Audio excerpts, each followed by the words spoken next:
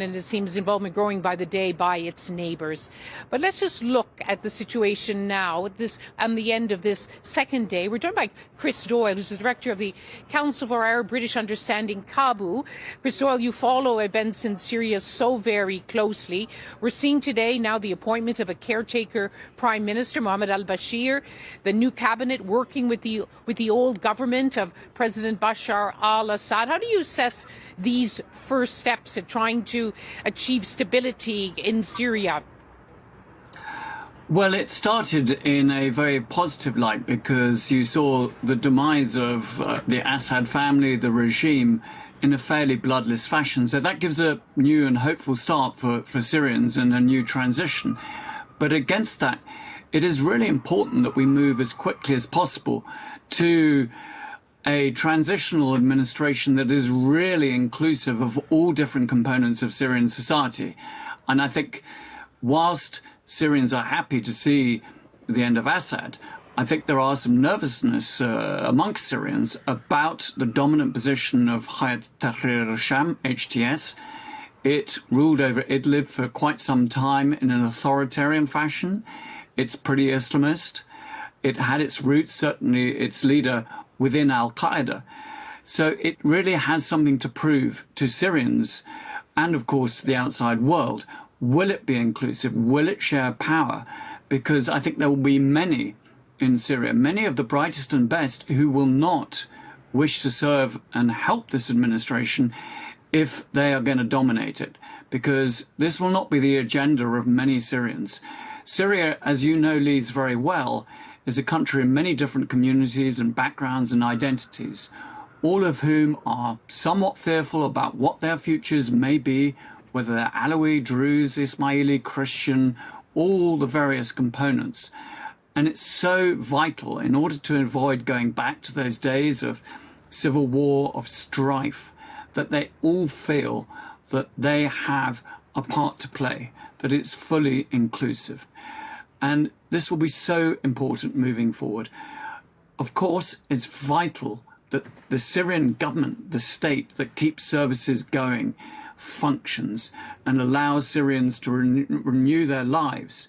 But of course, it's also got to be able to move forward. It's got to reassure the international community in order to get recognition, in order to get sanctions lifted, in order to get the economy, which has flatlined for years, being able to move forward, to get small and medium-sized businesses up and running, the agricultural economy up and running, to give some real chance for Syrians to get out of the horrors that they've had to endure over so many years. Yes, and you pointed out all the reasons why people are worried that so far this is very much an Islamist-dominated interim government. But it's also complicated. You hinted at the sanctions. This is the HTS, Hayat Tahrir al-Sham, is a prescribed organization, not just by Western governments, as is often the case, but by the United Nations. And this will create a huge problem, will it not, for trying to get aid into Syria, for trying to work with the new government. Sanctions, as we've seen time and again in other situations like this, are not easily lifted.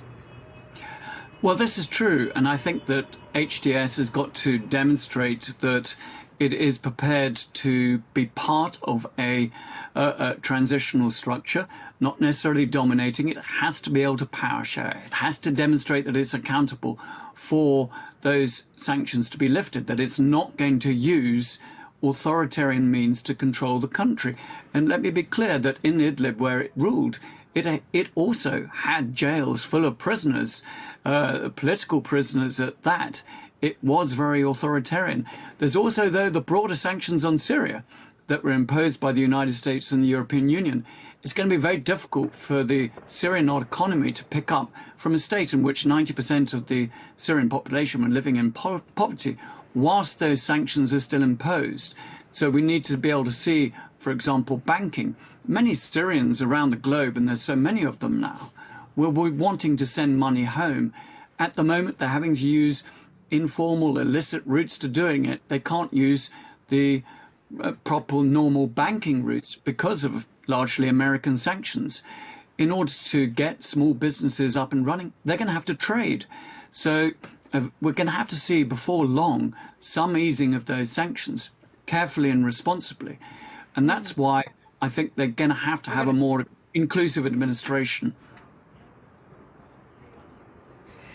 Chris Doyle from the Centre for Arab and British Council for Arab and British Understanding, Kabul. Thank you very much for joining us with your assessment of what is emerging now here in Damascus, a new order emerging, very much dominated by Islamists working with members of the old government.